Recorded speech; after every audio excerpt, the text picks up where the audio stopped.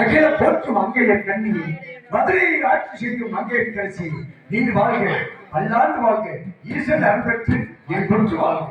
ஆகட்டும் சுவாமி, தாங்கள் வருகைக்குத்தான் இவ்வளவு நேரம் காத்துக் கொண்டிருக்கிறோம்.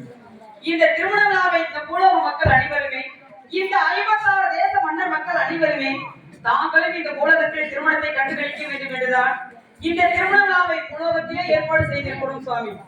அந்த திருமணத்தை காண முடியவில்லை என்று சிறிய வருத்தத்துடன் வந்திருப்பீர்கள். உண்மை உண்மை, வருத்தத்தோடு சென்று இன்று மகிழ்ச்சியோடு தாங்கள் திருமணத்தை காண வேண்டும் என்பதற்காக அழைப்பினை கண்டு அனைவர் அன்புடன் அழைப்பினை கண்டு அடியே தாங்களிடம் நாடி வந்திருக்கின்றேன்.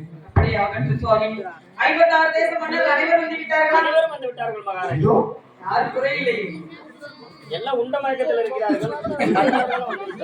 திருமணத்தை காண முடியவில்லையே அப்படி என்று யாரும் வருத்தப்படக்கூடாது.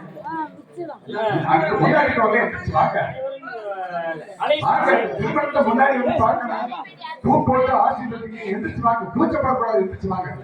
சரி பரவாயில்லை சுவாமி, அனைவரும் வந்து விட்டோம். அனைவரும் வந்து விட்டார்கள். இந்த திருமணத்திற்கு முன்னால் இன்று திருமணம் மாங்கல்யம் சூட வரை யாரு மணவாளனை இன்னும் காணவில்லையே. வருவார், எப்பொழுது வருவார்? வந்து கொண்டே இருக்கின்றார். அதோ வருகிறார். கைலாயத்தில் இருந்து பல்லக்கு பரிபாலத்துடன் வரவேற்று வந்தோம். வருவார். திருமணம் என்றால் மணவரையில் முன்பதாக யார் அமர்ந்திருக்க வேண்டும்? மணவரையில் முன்பதாக மணமகன் அமர்ந்திருக்க வேண்டும். மணமகன் அமைந்திருக்க வேண்டும், மணமகளைத்தான் அழைத்து வருவார்கள். ஆமா. ஆனால் மாறாக நான் முன்பதாக வந்து விட்டேன். ஆமா. இன்னும் மணவாளனை காணவில்லை என்றால் என்ன செய்து கொண்டிருக்கிறார்? அதாவது அப்ப திருமணம் நடப்பதில் அவருக்கு விருப்பம் இல்லையா? இல்லை இல்லை, திருமணம் நடப்பது மணமகன் வீட்டில். மணமகன் வீட்டில் திருமணம் என்றால் ஒரு குறித்த இடத்தில் பெண்ணை அமரச் செய்து அழைப்பு கொடுத்து அழைத்து வருவார்கள். இப்பொழுது மணமக்கள் வீட்டில் திருமணம் என்றால் தாங்கள் முறைப்படி மாப்பிள்ளை அழைப்பு வைத்து அழைத்திருக்க வேண்டும். பலிகவே பலிகவே இறைவா என் தலைவா பலிகவே பலிகவே.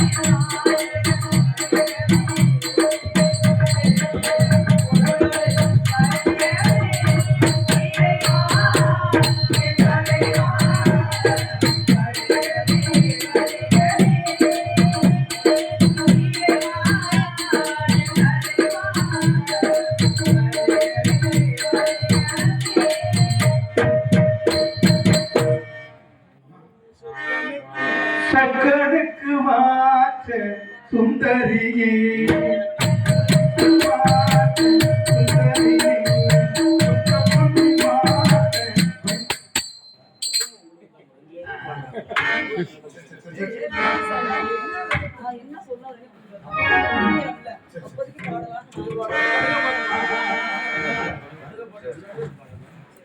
அகத்தியா இந்த மதுரை பதிகை எவ்வளவு சிறப்பாக இருக்கிறது. எங்கு பார்த்தால் வானிலை தோரணம் சிறப்பாக இருக்கிறது அல்லவா? அலங்காரமாக இருக்கிறது இந்த மதுரை பதிகை. பாருங்கள் சுவாமி, நலமோடு இருக்கிறீர்களா? தேவி, கையில் இருந்து தேவர்கள் மனிதர்கள் அனைவரும் மதுரை பதிக்கு வந்து விட்டோம். 56 நாட்டு அரசர்களும் பொதுமக்கள் இந்த மதுரை பதிக்கு அனைவரும் ஒன்று திறந்து விட்டார்கள். மூத்த நேரம் நெருங்கிவிட்டது. தூங்கலாமா? அனைவரும் வந்து விட்டார்கள்.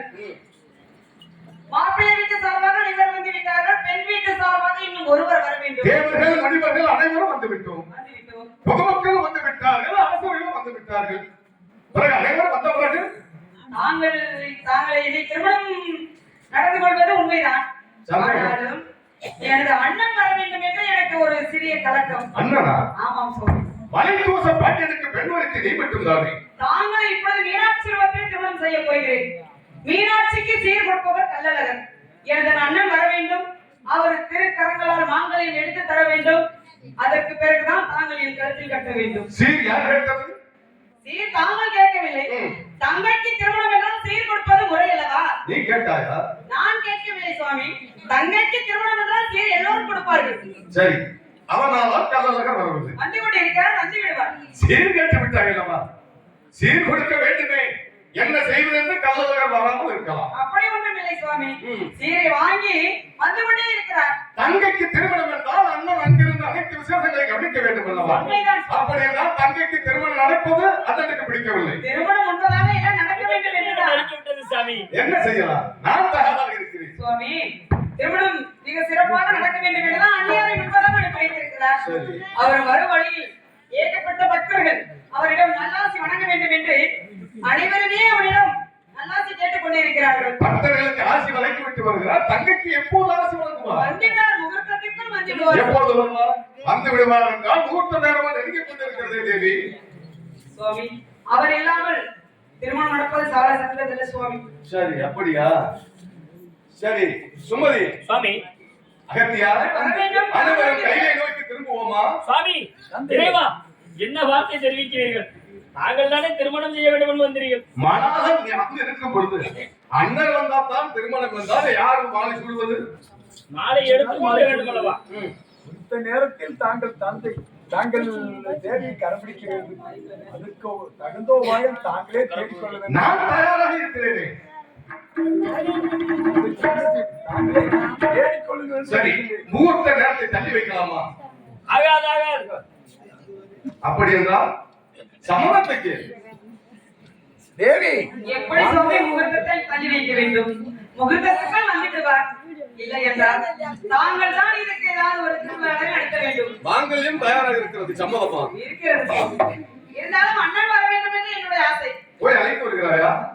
நான் வந்து கொண்டே இருக்கிறார் சுவாமி. எவ்வளவு தூரம்? மதுரைமலைக்கும் மதுரைமலைக்கு எவ்வளவு தூரம்? அருகில் தான் சுவாமி இருக்கிறது. பக்கத்தில் தான் இருக்கிறார், வந்து விடுவார். அருகில் தான் இருக்கிறார். தந்தையே பக்கத்துல வந்து விட்டாராமே, தெரிகிறதா? அருகில் வந்து கொண்டே இருக்கிறார், வந்து விடுவார். ஏமாற்றி தென் திசை அனுப்பினீர்கள். இன்றும் அதேபோல் ஏமாற செய்ய வேண்டாம். திருமணத்தை நடத்துங்கள். சரி, ஏற்கனவே எம்மை மாலையிட வேண்டும் என்று கன்னியாக இருந்து தவம் செய்து கன்னியாகவே இருந்து கொண்டிருக்கிறாயே தென்குமரியிலே, அந்த நிலை உமக்கு வேண்டாம். இனி கள்ளழகர் வருவதற்கு காலமாக ஏற்படுகிறது. கள்ளழகர் வந்தவர்களால் தேவி திருமணம் என்று கூறுகிறார். முகூர்த்த நேரத்தை தள்ளி வைக்க இயலாது. இதோ என்னுடைய சக்தியை கொண்டு இந்த இடத்தில் யாரை கள்ளழகராக காட்சி தரும்.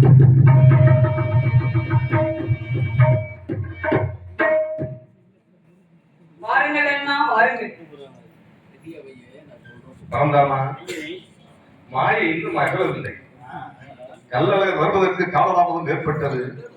கள்ளழகர் வந்த பிறகுதான் தேவி திருமணம் என்று கூறிவிட்டார். ஆகவே என்னுடைய சக்தி வைத்து இந்த இடத்தில் கல் அழகாக இருந்து அனைவருக்கும் காட்சி கொடுத்து தேவியை கன்னிகாதானம் செய்து கொடுக்க வேண்டும். தேவி, இதோ ஒரு அண்ணன் கள்ளழகர். வாருங்கள் அண்ணா, வாருங்கள். இவ்வளவு நேரம் பெரிய போராட்டமே நடந்து முடித்து விட்டது. சம்மதம் தானே? அதான் வந்து விட்டாரல்லா. மிக சந்தோஷம். மீண்டும் ஒரு முறை கேட்கிறேன், யாகத்தை துவக்கலாமா? அகத்தியா, யாகத்தை துவக்கு. திருமணம் இடையே சிறப்பாக நடக்கிறது.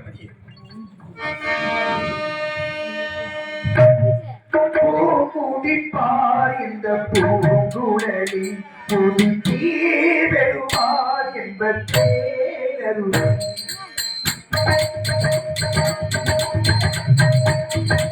பூமுடிப்பார் இந்த பூங்குழலி புதுக்கி வெறுவார் என்பர் பேரருளி பாதை மன்னே பாதை பாதிக்கும் தண்ணி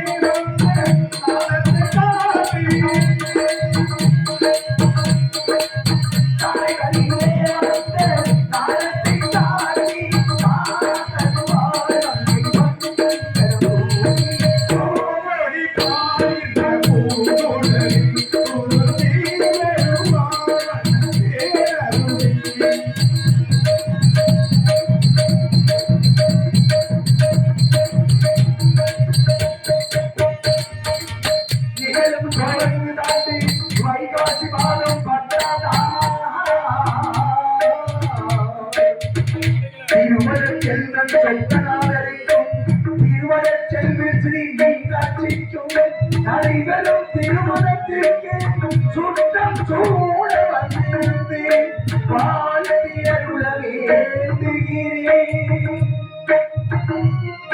தங்கள் நல்வரவை விரும்பும் அகத்தியமா முடிகள் அகத்தியமா முடிகள் அகத்தியமா முடிகள்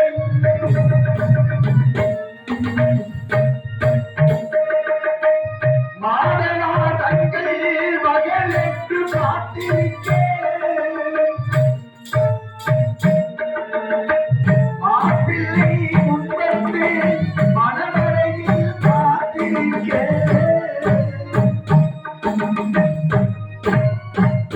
காதலாய் வெல்ல தாய் பார்த்து நடந்து கண்ணியவள் கையில் கட்டி வைத்த மாலைகளே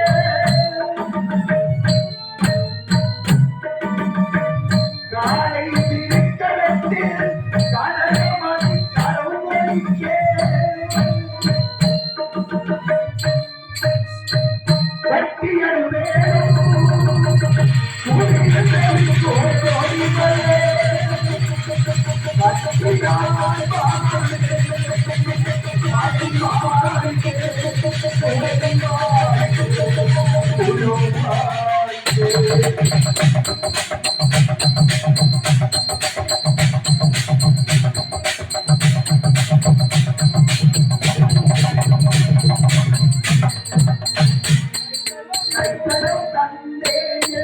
கண்டை பாரு கடமை கல்யாணம்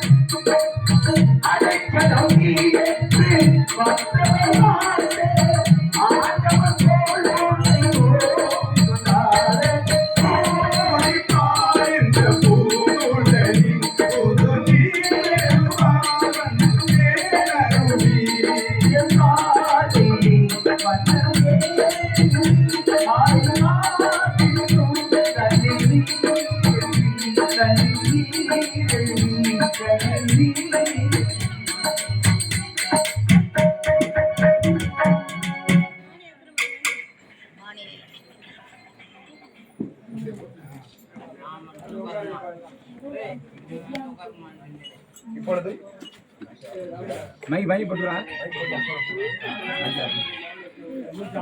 அந்த மைக்கு போட்டுறா மூலம் மைக்கு ஃபர்ஸ்ட் மைக்கு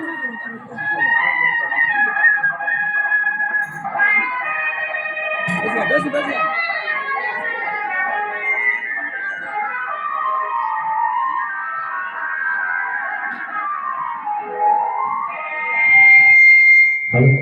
இப்பொழுது சொக்கநாதருக்கும் மீனாட்சிக்கும் திருமணம் நடந்து முடிந்து விட்டது. பொதுமக்கள் அனைவரும் வந்து குறிப்பாக செவ்வாய் தோஷம் உள்ளவர்கள் திருமணம் ஆகாதவர்கள் வந்து மீனாட்சி சொக்கராயரிடம் விபூதி பிரசாதத்தை பெற்று சென்று அவரவர் கையில் இருந்தவர் காணிக்கை செலுத்தி விபூதி பிரசாதத்தை பெற்று செல்லுங்கள். குறிப்பாக செவ்வாய் உள்ளவர்கள் நீண்ட நாளாக திருமணம் ஆகாதவர்கள் வந்து விபூதி பிரசாதத்தை பெற்று சென்றால் அடுத்த ஆண்டுக்குள் திருமணமாகும், அவர் குடும்பம் மென்மேலும் உயரும் என்பது ஐதீகம். ஆகையினால் சொக்கர் மீனாட்சியிடம் வந்து விபூதி பிரசாதத்தை பெற்று செல்லுங்கள்.